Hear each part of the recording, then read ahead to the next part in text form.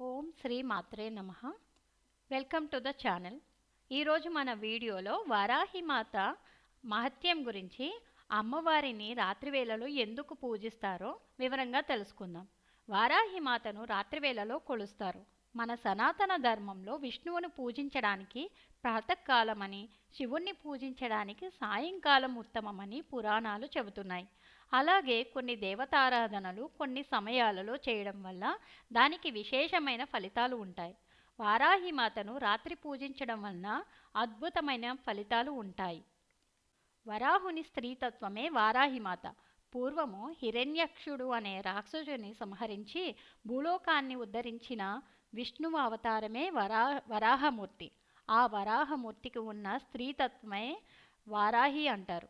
దేవి భాగవతం, మార్కండేయ పురాణం, వరాహ పురాణం వంటి పురాణాలలో ఈమె ప్రసక్తి కనిపిస్తుంది.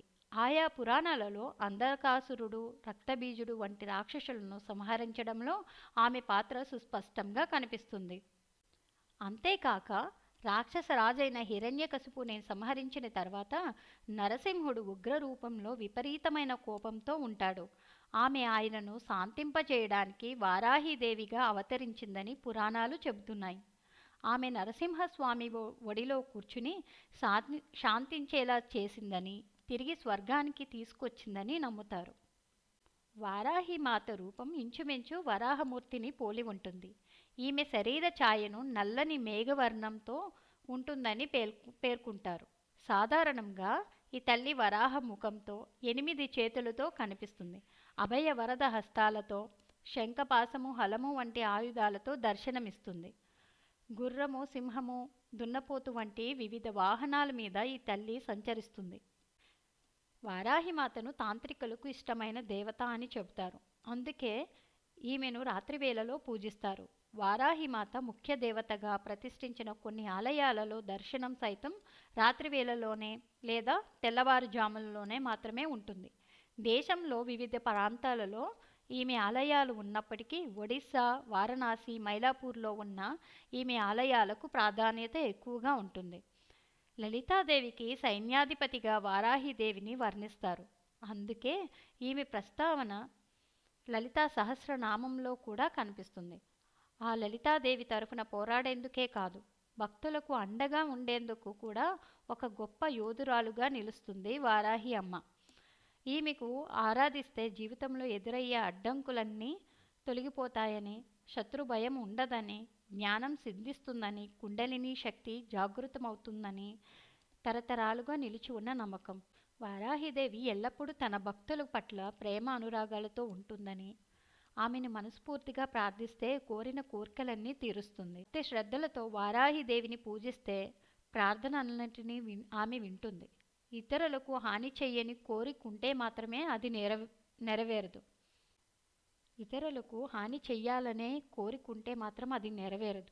మనము మన శ్రేయస్సు కోసం తల్లిని ఎంత కోరినా ఆ కోరికను వెంటనే తీరుస్తుందా తల్లి.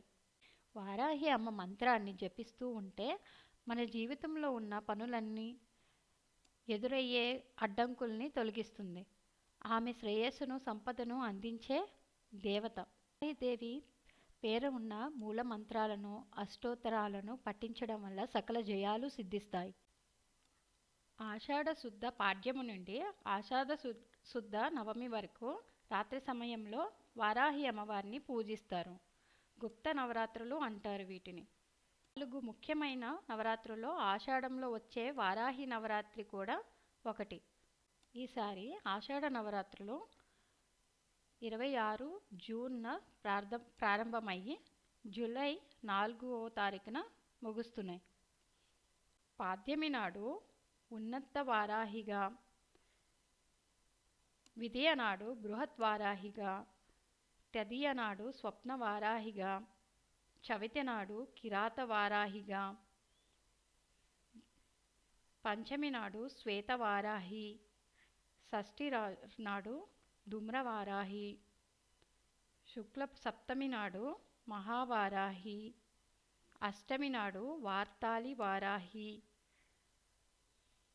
నవమి నాడు దండిని వారాహి అంటే లలితాదేవిగా పూజలు అందుకుంటుంది అమ్మవారు. నాకు తెలిసిన విశేషాలతో ఈ వీడియోని చేశానండి. ఏమైనా తప్పులుంటే మన్నించండి. మీరు కూడా ఇంకా ఏమైనా నాకు తెలియజేయాలనుకుంటే కామెంట్లో తెలియజేయండి. Thank you for watching. Please like, share, subscribe. Follow my